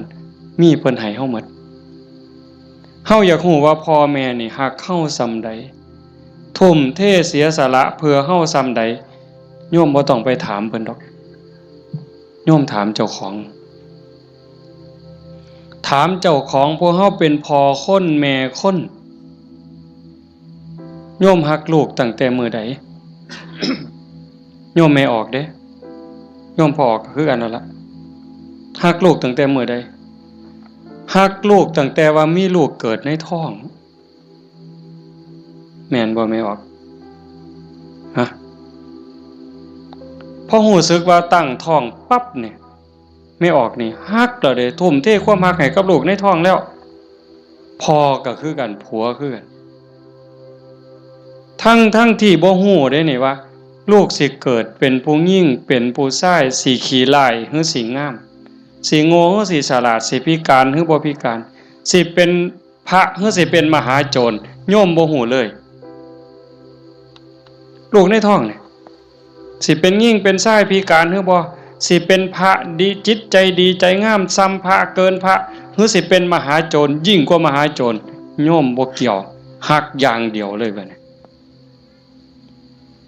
แม่นบ่ไม่ออกแม่นอยู่บ่แนวนี้เพิ่นก็คือเฮาบัดนี้หาได้บาทใดก็เพื่อลูกหาได้บักไม้บักไหลผู้ผัวไปป่าไปดงได้บักไม้บักไหลก็จะเอามาให้เมียกินเพื่อให้ลูกแข็งแรงพุ่นเด้คันว่ามันสิคลอดง่ายลูกสิแข็งแรงสิคลอดง่ายเมียน้ำนมสิหลายหามาเห็นบ่มือคลอดก็เกือบล้มเกือบตายผู้คนก็ตายอีหลีจักเจ็บจักปวดเพราะปานใดแต่เครียดให้ลูกบ่บ่ได้เครียดให้ลูกอยู่ไฟเดือน4เดือน5ม่วนซั่นบ่ตั้งแต่อยู่ใต้ห่มไม้เอาผ้าวี่มันก็เหงื่อแตกเหงื่อแตนนั่นนางฝิงไฟเด้นางฝิงไฟเดือน4เดือน5ต้มน้ำร้อนสดน้ำร้อนกินน้ำร้อนบัดแนวกินกับข้าวได้กินข้าวกับเกลือเลี้ยงตัวสิใหญ่แต่ละคนดมดากดมก้นเช็ดขี้เช็ดเหงียวป้อนข้าวป้อนน้ำตัวสิใหญ่มาแต่ละคนหมดข้าวจักเหล้าเสื้อผ้าหมดจักชุดหมดเงินจักแสนคือประมาณบ่ได้กลัวลูกสิใหญ่มาแต่ละคนเพิ่นก็คือกับเฮาฮักลูกจังซั่นสิตอบแทนแนวใดพระพุทธเจ้าเพิ่นสอนหน้าที่ลูกไว้ท่านเลี้ยงมาเลี้ยงท่านตอบเลี้ยงกายเพิ่นคือเพิ่นเลี้ยงเฮานะเลี้ยงใจเพิ่นก็คือเพิ่นเลี้ยงเฮา พ่อแม่เลี้ยงใจเฮาคือเพิ่นสอนอันใดถูกอันใดผิดอันใดดีอันใดชั่วอันใดเป็นบุญอันใดเป็นบาปอันใดควรบ่ควรนี่คือเพิ่นเลี้ยงวิญญาณเฮาก็เลี้ยงจิตวิญญาณเพิ่นด้วยการเป็นคนดีฮักกันระหว่างพี่ระหว่างน้องทำโตเป็นคนดีพ่อแม่สิโอ้ยโยมเป็นยาอายุวัฒนะอันนี้ก็บ่ต้องไปถามพ่อถามแม่อีกละถามโยมเนี่ยขันลูกเขาเป็นคนดีหูจะคว่ำหลานเสือถอยฟังคว่ำบอกง่ายสอนง่ายโยมมีความสุขบ่อยากยื่นบ่ขันยิ่งเป็นคนดีจนชาวบ้านเขายกย่องเขาสรรเสริญโอ้ยใจแม่นอ่อนซ่อนเด้อีหล่านี่มันก็หูจะคว่ำแต่บักหำนี่คือดีแท้เป็นตาอ่อนซ่อนเด้ย่ายอยากตายบ่บัดนี้ยื่นบ่เจ้าอยากยื่นแท้แต่ขันลูกมันบอกบ่ได้สอนบ่ฟังหลานก็โอ้บอกจังหนึ่งไปจังหนึ่งเถียงคำบ่ตกฝากแม่นสิป้อนสร้างมือละโตย่ายก็บ่อยากยื่นอยากตายให้มันแล้วอุกอังสังกะหยาลูกหลานมันบ่ฮู้จะคว่ำเอิ้นหาพญากรรมพญาเวรพุ่นแล้วมาเอาผู้ขาไปถอนโลดตัวแต่สั่นยังว่าเลี้ยงพ่อเลี้ยงแม่เลี้ยงกายเลี้ยงใจพุทธเจ้าเพิ่นบอกเด้ท่านเลี้ยงมาเลี้ยงทั้งตอบทำการงานของท่านซอยเวียกซอยงานส่วนเหือส่วนแห้งเพิ่นบ่บอกก็เฮ็ดแนวเฮ็ดได้แนวมันถูกต้องดีงามส่วนเวียกส่วนงานเพิ่นนี่คือเรื่องที่สองท่านเลี้ยงมาแล้วเลี้ยงท่านตอบทำกิจการงานของท่านรักษาวงตระกูลมิให้ตกต่ำอันนี้หน้าที่ลูกเด้รักษาวงตระกูลอย่าให้ตกต่ำอย่าเอาชื่ออย่าเอานามสกุลนี่ไปไว้นำตำรวจอย่าเอานามสกุลนี่ไปอยู่โรงอยู่ศาลอย่าเอานามสกุลนี่ไปอยู่คุกอย่าให้เขาดูหมิ่นดูแค้นโอ้ยซุ่มนั้นบ่เพิ่นว่าเป็นจังได๋คันลูกสาวก็บ่รักนวลสงวนตัวไปเที่ยวทั่วทิพย์คันลูกชายก็นักเลงจักกินเหล้าเมายาจักฆ่าจักยาเสพติดอีหยังลักศกจกหอขาคนตีคนนี่รักษาวงตระกูลบ่ได้คนเขาก็ดูถูกดูหมิ่นดูแค้นพ่อแม่ปู่ย่าตายายขายหน้าขายตาลูกติดคุกพ่อแม่ก็ติดนำติดบ่ไม่ออกว่าโตอยู่นอกคุกแต่ใจไปอยู่คุกคันลูกบวชพ่อแม่ก็บวชนำพุ่นโตอยู่ทงพุ่นแต่ว่าใจอยู่วัดเห็นบ่รักษาวงตระกูลมิให้ตกต่ำอย่าให้เขาดูหมิ่นดูแค้นให้เขาดูทุกข์ทำตนให้สมควรแก่การรับทรัพย์มรดกคันเฮาเป็นคนดีมีศีลมีธรรมขยันมันเพียรทำมาหากินพ่อแม่ทั้งหลายเพิ่นสิแพงฮอดเวลาอันสมควรหาผัวหาเมียให้แบ่งทรัพย์สมบัติให้หวังเพิงให้ลูกแล้วพ่อแม่ก็สำบายใจแต่คันแม่นเหล้าก็กินเลขก็เล่นเมื่อซุแนวฮอดหมากัดกันก็ลงก็สะเว้าเลยหมากัดกันกูเอาตัวแดงเด้อเพิ่นว่ามันนั่นว่ากูเอาตัวด่าง บ้าใหญ่แล้วเพิ่นเอาไปว่าไปนั่งอยู่ข้างทางรถคันนั้นมึงว่าเลขสุดท้ายมันเป็นตัวขี่กับตัวคู่ยังว่าอยู่สมองมีแต่การพนันบ่ต้องเว้าถึงบั้งไฟเลยตายแซ่นี่คันลูกเป็นคนขยันมันเพียรบ่ยุ่งเกี่ยวกับการพนันบ่ยุ่งเกี่ยวกับยาเสพติดมีความกตัญญูรู้คุณหาอยู่หากินได้ก็ไปส่งพ่อส่งแม่ฮักพี่ฮักน้องพ่อแม่ภูมิใจเลยทำตนให้สมควรแก่การรับทรัพย์มรดกอันสุดท้ายเมื่อท่านล่วงลับไปแล้วทำบุญอุทิศให้ก็คือเอาเฮ็ดมื้อนี้เพิ่นจากไปแล้วเขาก็ทำบุญอุทิศหาทำบุญเพื่ออุทิศแปลว่าให้ทำบุญให้พ่อให้แม่ให้ปู่ย่าตายายบรรพบุรุษโยมให้เข้าใจว่าพ่อแม่ปู่ย่าตายายเฮาบ่แม่นแต่ปัจจุบันเฮาเกิดมาเป็นหลายกว่าล้านชาตินะโยมพ่อแม่เฮาก็หลายกว่าล้านคนบางคนอาจสิอยู่นรกบางคนอาจอยู่เปรตบางคนอสุรกาย บางคนเกิดเป็นสัตว์เดรัจฉานบางคนเกิดเทวดาบางคนเกิดเป็นพรหมจังสันเฮาก็อุทิศบุญไปให้โอ้ชาโนดโสนีพราหมณ์นี่ไปถามพระพุทธเจ้าขันโยมปวดขากับพริกเด้อแต่มาอยากให้มันได้ประโยชน์ได้หลายมันพอมีแห้งเบากับเบาจริงๆหนังมานำรดอยากนอนเมื่อยกูสิเทศได้บ่น้อมาเห็นญาติโยมเรียบร้อยมันเลยมีแห้งตายก็สร้างมันเถาะมันดีใจอะโยมอีหลีเด้บ่แม่นปากหวานเนี่ยอยากเห็นจังซี่แหมคันเป็นแนวนี้ประเทศไทยมันก็อยู่ได้ชาโนดโสนีพราหมณ์นี่เพิ่นทำบุญดูๆทำบุญบ่อยๆแต่ทำนอกศาสนาดอกบางเทื่อก็ทำในพุทธศาสนาบางแล้วก็บ่ทันเข้าใจหยังหลายไปกราบทูลถามพระพุทธเจ้าข้าแต่พระองค์ผู้เจริญข้าพระองค์ทำบุญบ่อยๆเฮ็ดบุญบ่อยๆแล้วอุทิศให้กับญาติที่ล่วงลับอยากรู้ว่าญาติของเก่ากับผมนี่สิได้บุญบ่พระพุทธเจ้าเพิ่นบอกว่าดูก่อนพราหมณ์มันแล้วแต่ฐานะแล้วแต่ฐานะนั้นแนวใดเพิ่นก็เลยขอให้พระพุทธเจ้าอธิบายให้ฟังพระพุทธเจ้าว่ามันก็มีหลายองค์ประกอบแห่งเด้1ล่ะญาติของเฮาที่ตายจากไปเขาไปไสคันไปตกนรกก็บ่ได้ทันทีนรก457หลุม457ขุมเนี่ยนรกพ่อแม่เฮาไปตกนรกก็บ่ได้ทันทีมีแต่การทรมานสิได้ก็ย้อนเพิ่นฮู้เรื่องแล้วก็อนุโมทนาสาธุด้วยความยินดีก็จังสิได้2คันไปเกิดเป็นเปรต12ชนิดได้บุญทันทีที่รอคอยอยู่นำเฮานี่ถ้าเอาทันทีนี่ปรตโตปชีวี1 12นี่ได้1แต่อีก11ต้องรอคอยได้รู้เรื่องรู้ราวอนุโมทนาสาธุจังได๋อสุรกายคือกันสัตว์เดรัจฉานเป็นหยังแน่ล่ะนั่นเฮาอยู่นั่นก็พ่อแม่เฮาคือกันผัวเมียเฮาคือกันชาติหนึ่งภพหนึ่งบ่เว้าเล่นได้โยมเขาบ่ได้เลยนะฮู้เรื่องบ่เนี่ยเฮาว่าเอากวดน้ำรับพรหมอหน่อยมันสิตั้งใจรับพรนำเฮาบ่บ่ฮู้เรื่องเด้กินนู่นฮู้บ่แมงไม้ฮู้บ่ปูปลาฮู้บ่แล้ว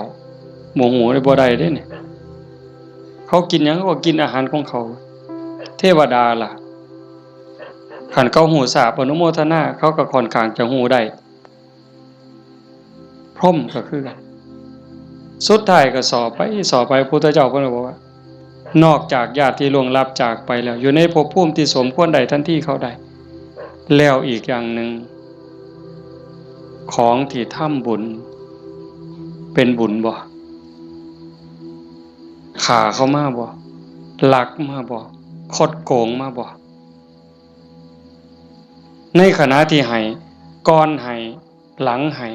เจ้ามีความยินดีเจ้ามีศรัทธามีความภูมิใจจริงบ่พุ่นเด้แล้วผู้รับทานเจ้าเป็นไผ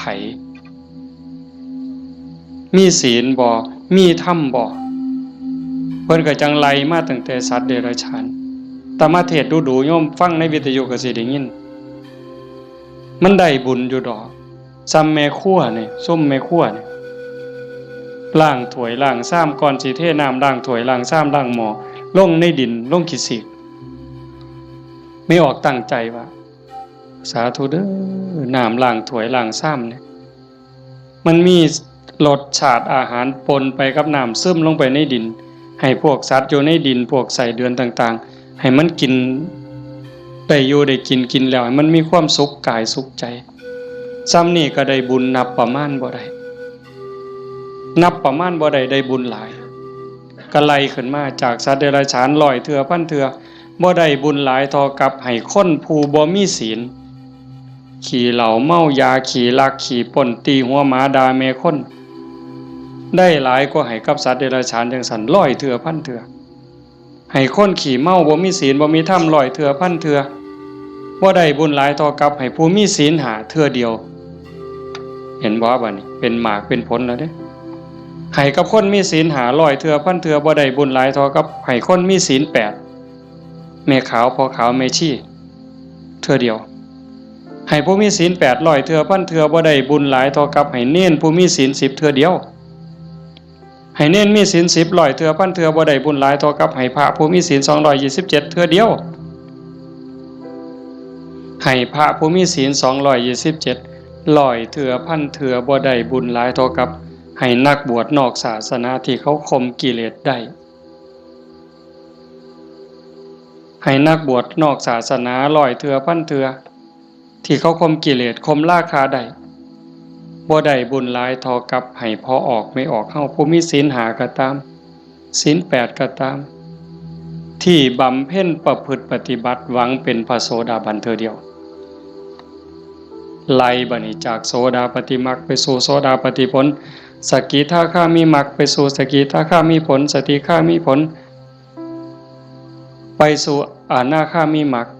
อนาคามีผลจากอนาคามีมรรคอนาคามีผล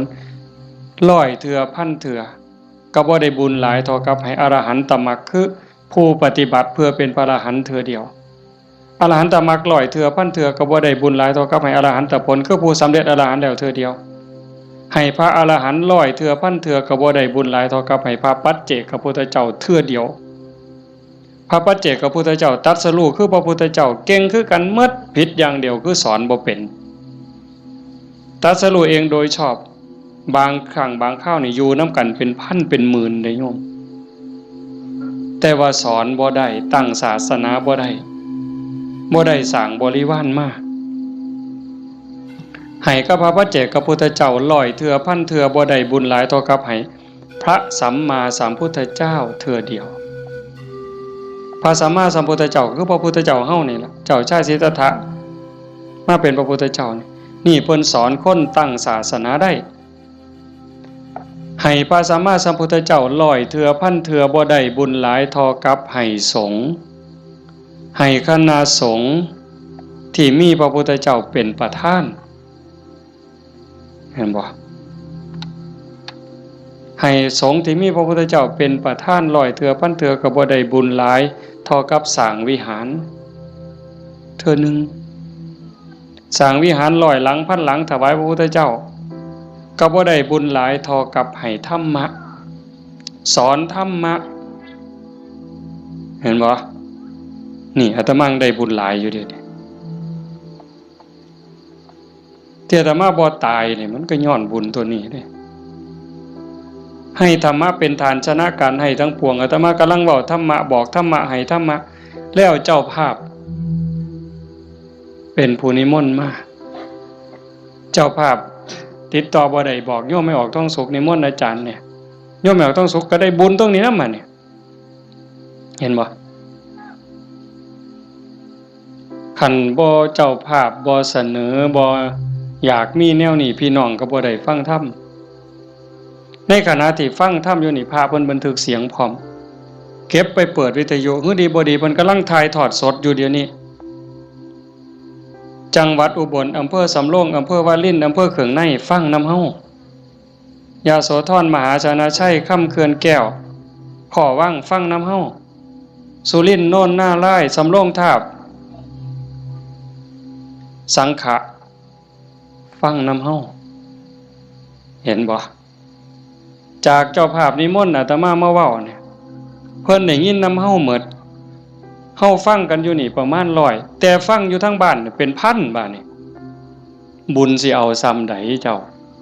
ถามเบิ่งสิเอาซ้ำใดเฮ็ดถูกเฮ็ดแม่นเนี่ยมันเป็นได้บุญนี่มันจะเอาไปใส่ได้นี่บ่ต้องลงทุนหลายซ้ำเห็นบ่ทำบุญอุทิศให้โยมเฮ็ดอุทิศส่งไปหอดไปถึงชาโนโสนิพพานเพิ่นถามจังซี่ล่ะพระพุทธเจ้าอธิบายผู้รับท่านวัตถุท่านใจผู้ให้แล้วผู้จากไปอยู่ไสถามไปถามมาเพิ่นก็สอจอกหลอกแจกแหลกเพิ่นจะเข้าใจเนาะพระพุทธเจ้าว่าได้เฉพาะญาติได้ทันทีคือญาติที่เป็นปรัตถตูปชีวีชาโนโสนิพพานมันก็เลยถามสอเข้าไปว่าข้าแต่พระองค์ผู้เจริญถ้าเกิดว่าญาติของข้าพระองค์ไม่ได้ไปเกิดเป็นปรัตถตูปชีวีบุญนี้จะไปไหน พระพุทธเจ้าเพิ่นก็เลยว่า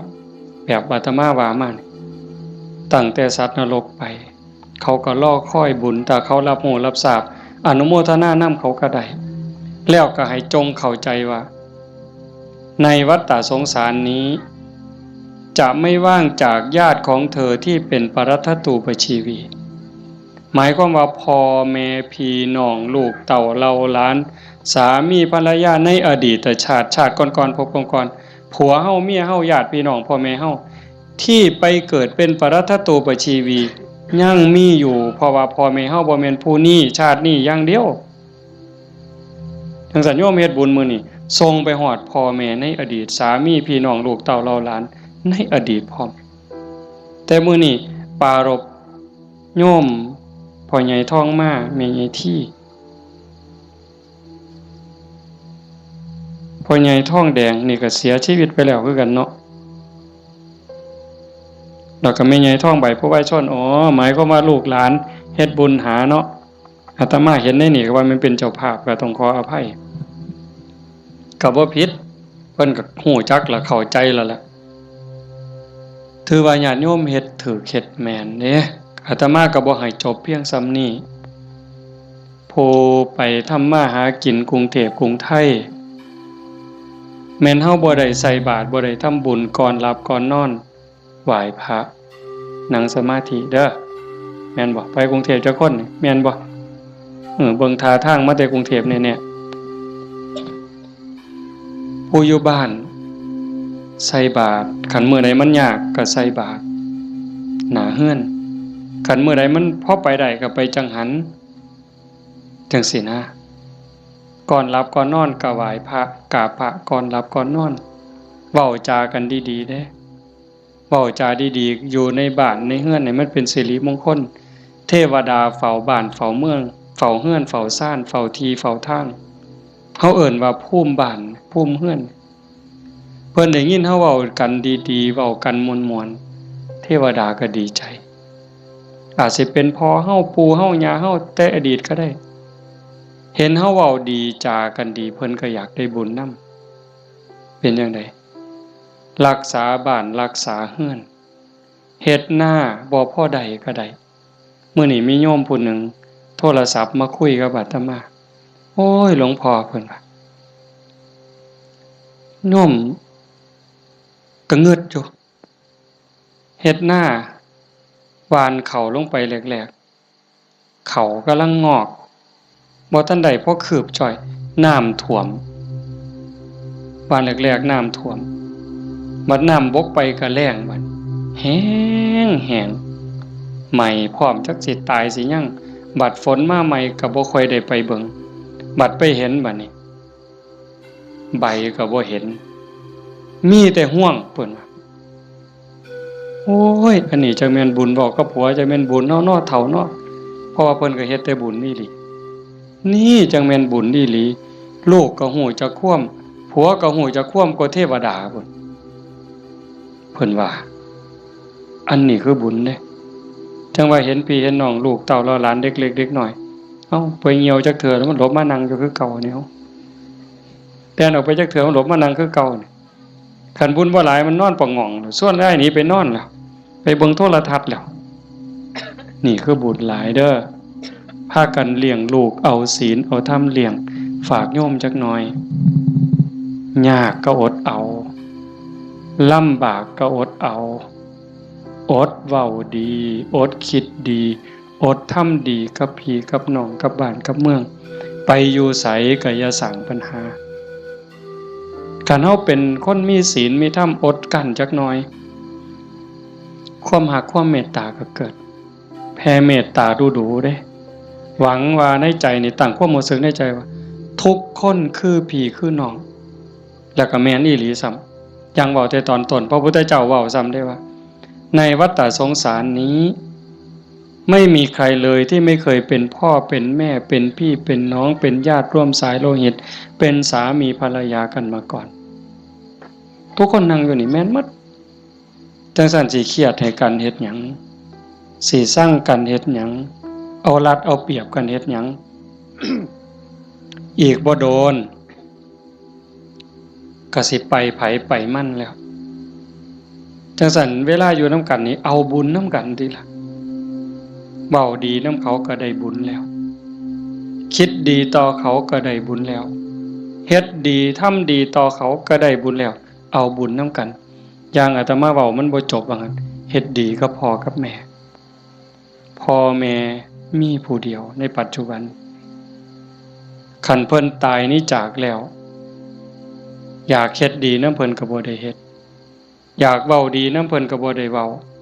อยากหาข้าวแซ่บๆให้เพิ่นกินก็บ่ได้จังสั่นอยากให้เพิ่นกินหยังก็ให้เพิ่นกินซะอย่าจะไปจุดเทียนซะก่อนจังเอิ้นกินเด้บ่ได้กินเด้นั่น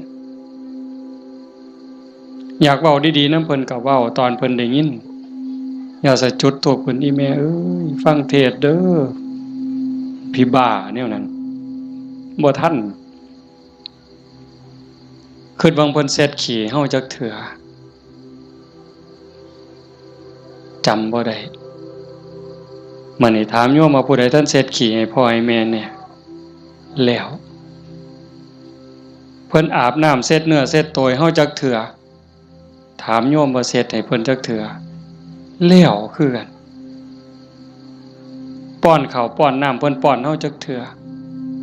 เหยียดขาซอยลอยเอาลูกเหยียดขาไปนำแม่ลูกนี่คาแข้งนี่เนาะตีนอยู่กับตีนแม่แต่ว่าหัวหนุนเข่า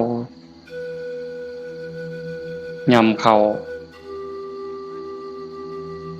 ปนกับกล้วยมกใบตองเหย้าจำได้อยู่บ่โยมหางซ่อนต้อยปั๊บใส่ปากต้อย4เทื่อ5เทื่อก็บ่ทันหมดอันน้อยๆนะหมดข้าวมกหมดเอามือจุ่มน้ำหยดป๊อกป้อนบ่ทันแล้วขี่พวดใส่ขาเครียดก็บ่เครียดจมก็บ่จมเซ้ยเห็นบ่มื้อนี้มีผู้ใดท่านได้เฮ็ดแน่อาตมาก็บ่ทันได้เฮ็ดคือกันเฮาสิเป็นหนี้บุญคุณเพิ่นส่ำใดจังซั่นเพิ่นจากไปแล้วแนวอยากเห็นแนวอยากหูสมมุติว่าจิตวิญญาณเพิ่นล่องลอยหูเห็นเฮาอยู่อยากเห็นลูกฮักกันอยากเห็นหลานฮักกันทุกข์ยากก็ซอยเหลือแบ่งปันคือพี่คือน้องอย่าใส่เฮ็ดคือบางซุ่มเด้บางซุ่มนี่จูงแขนกันขึ้นโลงขึ้นศาลจะแม่นเพิ่นเก่งหลายน้องกับอ้ายฟ้องกันบ่แล้วโอ้ยจะแม่นพี่พ่อแม่สิเป็นทุกข์หลายจังว่าเฮาบ่เอาแนวนั้นเด้อมื้อนี้สมควรแก่การเวลาใส่เวลามาชั่วโมงเกือบครึ่งอะโยม25นาที26นาทีก็เห็นว่าสมควรแก่การเวลาขออนุโมทนาสาธุทุกคนทุกท่านเนาะเจ้าภาพบ่อ่านก็ได้ดอกถือว่าทุกคนคือเจ้าภาพหมดมื้อนี้เฮาตั้งใจอุทิศบุญกุศลที่เกิดที่มีส่งไปถึงดวงจิตวิญญาณของโยมพ่อใหญ่ทองมาแม่ใหญ่ที่บุญชาลีโยมพ่อออกทองแดงโยมแม่ออกทองใบสาสังแล้วก็ปู่ย่าตายายญาติโกโหติกาที่ล่วงลับจากไปแล้วตั้งแต่ชาติใดภพใดเวลาใดก็แล้วแต่มื้อนี้เฮาได้ตั้งใจอุทิศบุญกุศลส่งไปถึงท้ายที่สุดก็ขออาราธนาอ้างอิงอำนาจแห่งคุณพระศรีรัตนตรัยคุณของพระพุทธเจ้าพระธรรมพระสงฆ์และอำนาจแห่งบุญกุศลคุณงามความดีที่มีทั้งหมดทั้งมวลที่ญาติโยมทั้งหลายได้สร้างได้ทำนี้ส่งไปถึงดวงจิตวิญญาณของโยมพ่อใหญ่ทองมาแม่ใหญ่ที่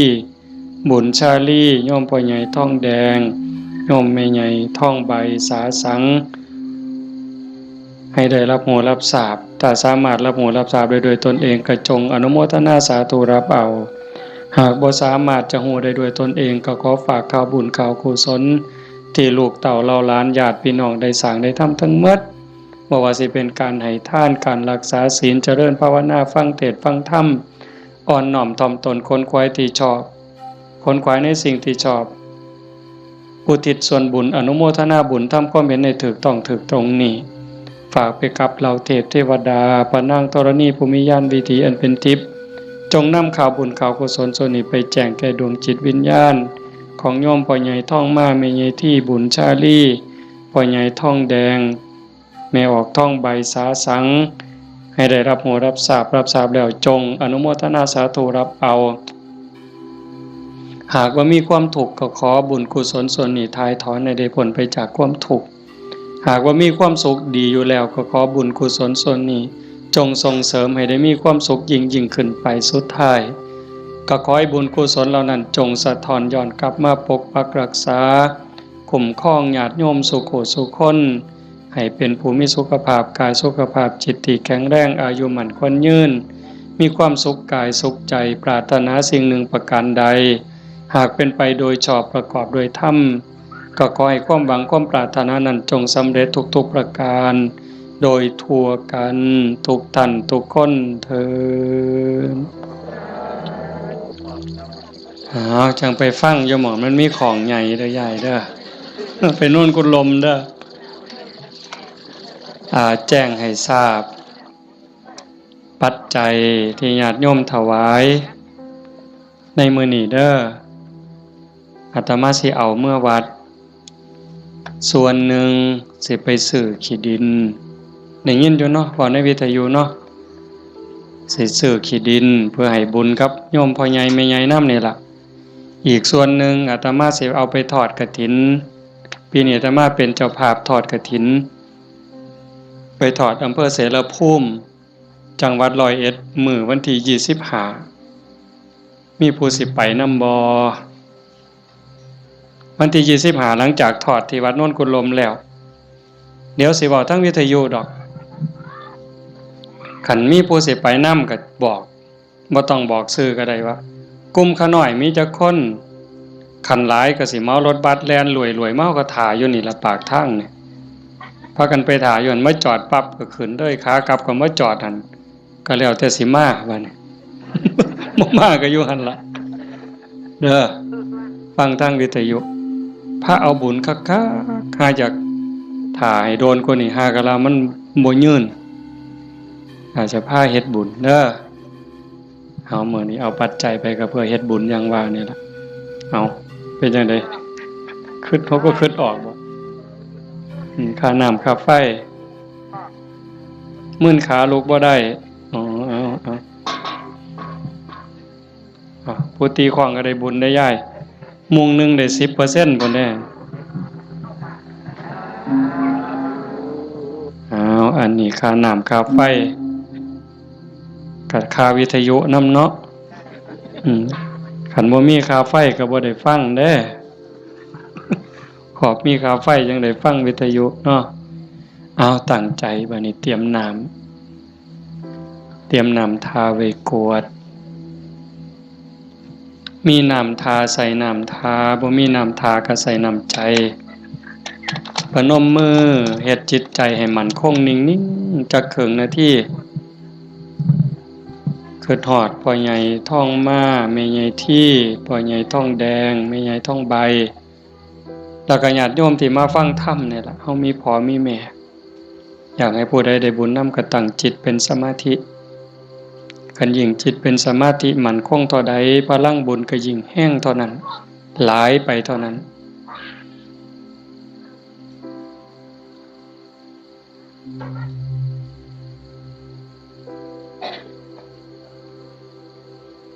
ยะถาวาริวหาปุราปาริปุเรนติสาคารังเอวะเมวะอิโตทินังเปตานังอุปกัปปติอิจิตังปฏิตังตุมหังคิปเมวะสมิจจตุสัพเพปุเรนตุสังกปปาจันโทปนรโสยะถามณิโชติรโสยะถาสัพพิติโยวิวัชชันตุสัพพโรโควินัสสตุมาเตภวัตวันตรายโยสุขีทีขายุโกภวะอภิวาทนาสีริสนิจจังวุธาปจายโนจัตตารโอธัมมาวัฏันติอายุวันโนสุขังพลังภวตุสัพพมังคลังรักขันตุสัพพเทวตาสัพพพุทธานุภาเวนะสัพพธัมมานุภาเวนะสัพพสังฆานุภาเวนะสทาโสธีพระวันตุเต